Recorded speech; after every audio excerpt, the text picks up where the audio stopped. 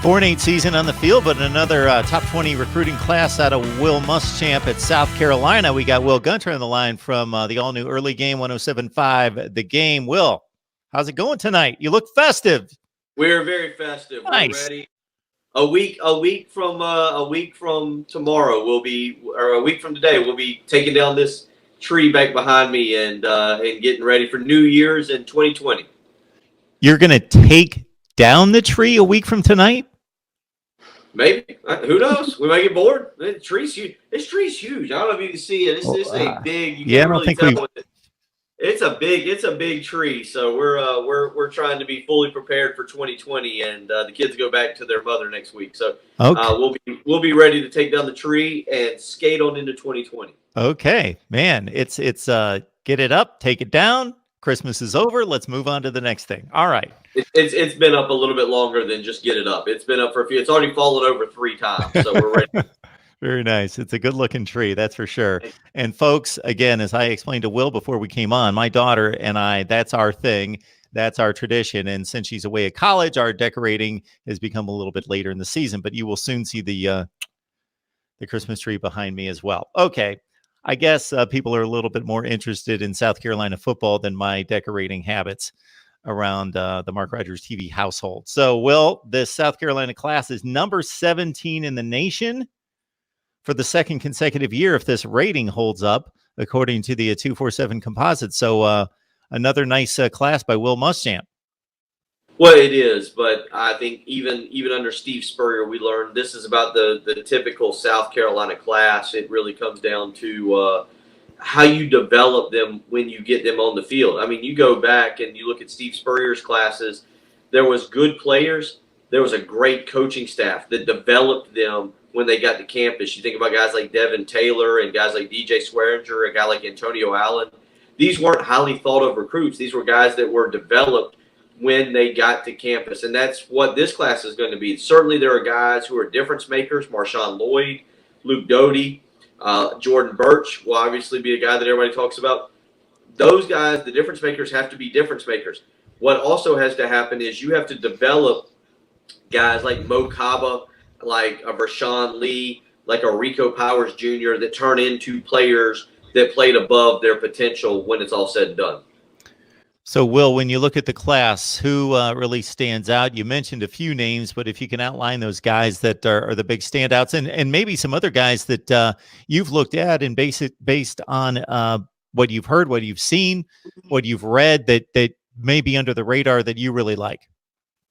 Well, I think obviously the guy that kind of stands out is Jordan Birch. He obviously is the big time prospect, and watch out there. I got someone holding the camera. Look good, but obviously Jordan Birch.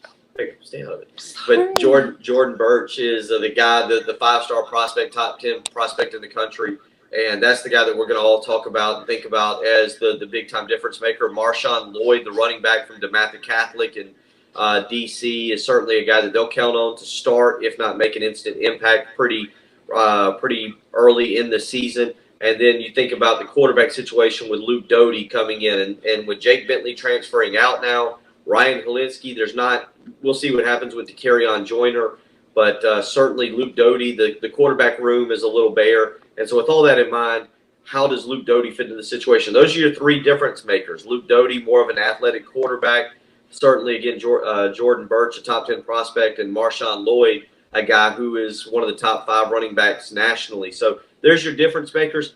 You ask about the guy who I think will be intriguing, Eric Shaw, hybrid tight end / linebacker out of Alabama, is the guy that Auburn today tried to get to push back his commitment not to commit in December. Eric Shaw is a guy who could play tight end. He could also play the buck linebacker spot, and certainly that's a position of need for South Carolina, the ability to rush the quarterback. So Eric Shaw, maybe the underrated prospect in this particular class.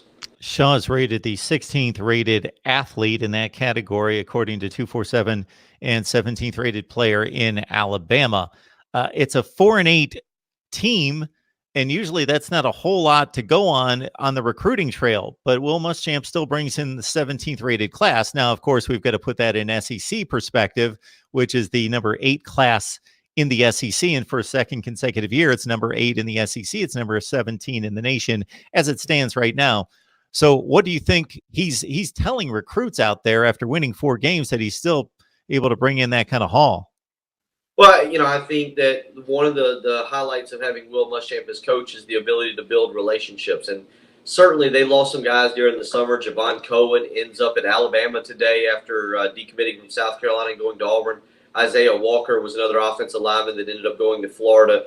But, the crazy thing is that as the season progressed from September to December, and then you had the Board of Trustees comments about the job security of Will Muschamp. You never actually lost a recruit during that period. You lost the guys during the summer. And so with all that in mind, I think it's the relationship that it was built between Will Muschamp and the confidence that these recruits have in Will Muschamp to take the South Carolina program to another level. Then to land a guy like Jordan Burch today, who is down to Georgia, obviously a playoff contender, LSU, who's in the playoff, Clemson in the playoff, Alabama, who's just on the outside, is 13th in the playoff rankings, and to choose South Carolina, I think speaks to the volume of which these recruits connect with Will Muschamp and believe in what he's trying to do with the school. Will, you connect with the fan base as much as anyone on a daily basis. How many of them are being level-headed about, when we talked about it all off season, the schedule was brutal. And we kept talking about, well, if things break just right, maybe they win 8 games, but most likely it's going to be more like 5 or 6. And it's just a brutal schedule. And it broke just about as badly as it could outside of the game, of course, in Athens against Georgia. How much are they responding to 4-8 versus understanding what the schedule was, that it just didn't cycle as a really good year for South Carolina? Plus, they're still bringing in top 20 recruiting classes. That's multiple answers. They were not happy about 4-8. Nobody was happy. There was a lot of the fan base that wanted Will Muschamp gone, or at least the vocal minority maybe that calls into a radio show between 6 and 9 a.m. each and every morning, angry that they're up between 6 and 9 a.m. and having to take their kids to school or doing whatever they do. But there was a lot of people who wanted change. There was a lot of people who wanted change in the athletic department with the athletic director because of the buyout that was given. There's people that are just not going to be happy. I mean, that's the bottom line. Look, Will Muschamp was a controversial hire for the University of South Carolina amongst the fan base. And when in year 4, you go 4-8 and you lose to Appalachian State, and you lose to North Carolina team that's got a new coach, that's not going to make people very happy. And if you're watching this and you weren't there, people understand that the game against Clemson, there was no excitement, there was no energy, there was no belief that South Carolina could pull off the upset. And when those are the things that happen, you're not going to have a happy December. But as I put on Twitter earlier today, I didn't know how excitement was going to be generated for 2020. We were trying to figure that out. Well, they hire a proven offensive coordinator in Mike Bobo. They sign Marshawn Lloyd and Luke Doty. They get the commitment. Right now, it's just the commitment of Jordan Burch. That does create some excitement. So you do see at least a little bit of optimism amongst Gamecock fans now before we can even get out. It's funny. You wrap up the season on November 30th. You couldn't be any lower. But at least as before we can even get out of December, we're halfway back to peak optimism before we head toward August. Will, in addition to the phenomenal insight and information, of course, you gave us the Christmas tree to add that festive look to it. So it's remarkable.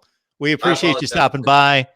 Yeah, the camera angle too was slanted the entire time. It was just the whole thing. It's a Christmas production. We wanted the tree. I feel like I look good this Christmas. It's the whole Christmas spirit.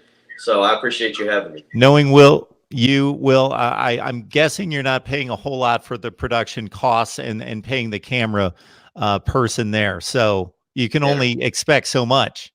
It's true. It's a good point. It's an excellent point. We know the camera. We both know the camera person. You only pay for what you get. Will, you have a great holiday, you and company there, and we appreciate it each and every time. Appreciate it, Mark. Take care.